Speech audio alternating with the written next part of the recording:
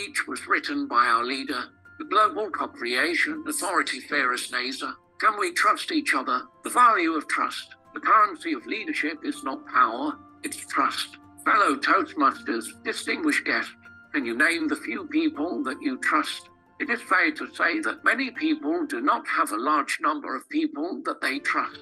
As Stephen Covey once said, trust is the glue of life. It's the most essential ingredient in effective communication.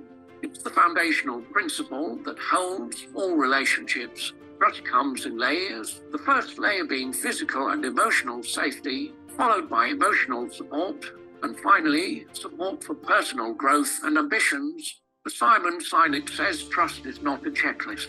Fulfilling all responsibilities of your role does not create trust. Trust is a feeling, not a rational experience. When we establish these layers of trust, we can create communities where individuals can thrive and achieve their full potential. Trust is a rare commodity that is dependent on human behavior, intent, character, value system, transparency, reliability, competence, consistency, and sometimes on the media. Trust is an essential component of any successful relationship, whether it is personal or professional. Without trust, communication and collaboration becomes difficult, and misunderstandings and conflict can arise. Building trust takes time and effort, but it is worth it in the long run. Sometimes people trust their family members because they provide a supportive emotional and physical environment. Some family members help each other achieve their greatest potential. Sometimes it is friends, work colleagues, or even teachers. Sometimes people trust certain media figures or political figures because they embody a lifestyle they like or they promise a change that resonates well with their ambitions. It is time that we tell the story of trust, one of the sacred values of the co-creation movement.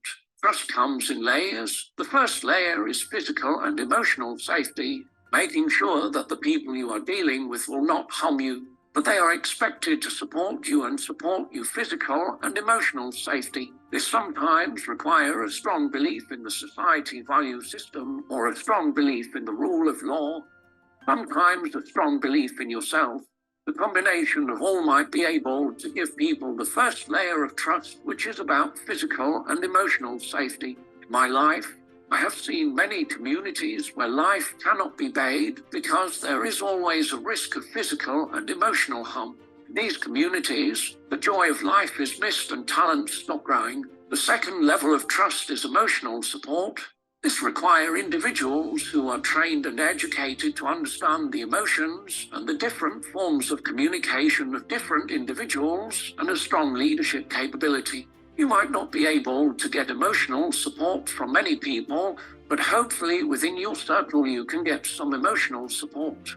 Some celebrities or political figures will make people feel good because they transcend a strong sense of safety and belonging. The third level of trust is for people who support your personal growth and ambitions, people that you can dream with, people that will lift you up when you are down, people that might use their resources to see you succeed. But how to build trust? Well, trust needs time and relationships needs effort. However, there are some general advices that can be given to individuals to become more trustworthy, such as being reliable and consistent. The best proof of love is trust. One of the primary ways to build trust is to be reliable and consistent. Follow through on your promises and commitments, and avoid making promises you cannot keep. Being consistent in your actions and behavior can also help build trust. There are some advices that is associated with your communication style.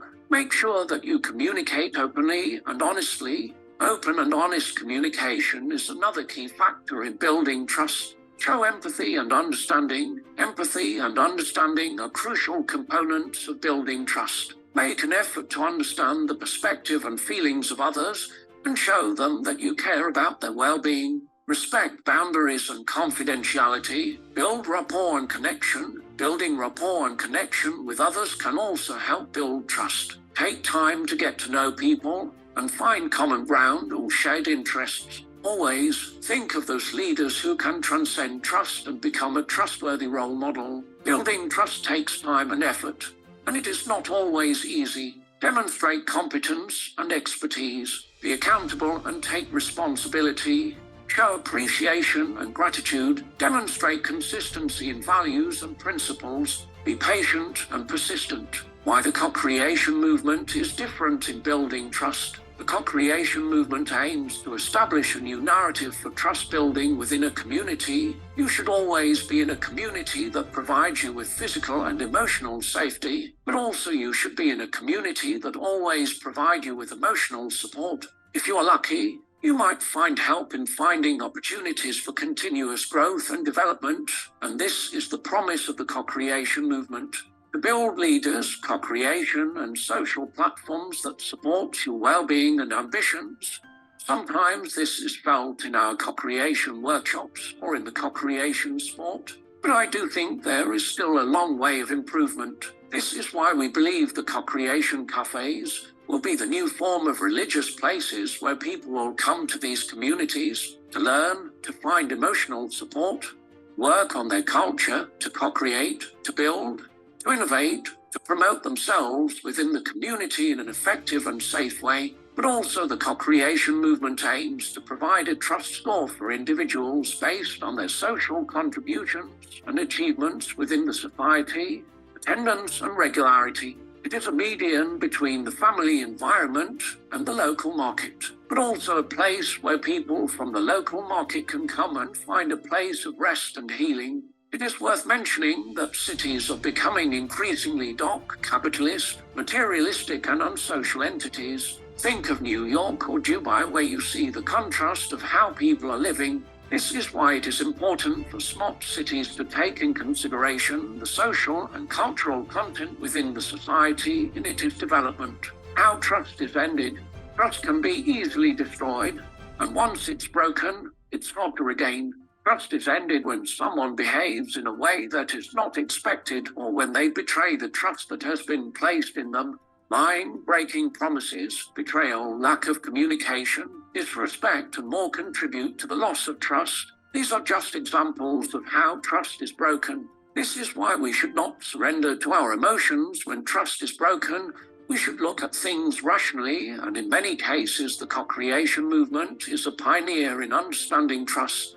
Know how to pave the way for a more trustful society. You should believe in the development of trust-building and community-building platforms. You should also be able to build trust among the community members, the physical and emotional safety layer, the emotional support layer, and the layer that is working to promote the community members' growth and to help them achieve their personal ambitions. The best way to find out if you can trust somebody is to trust them. To our leader, Feras Naser, I'm Zaki from Australia. I live in Melbourne.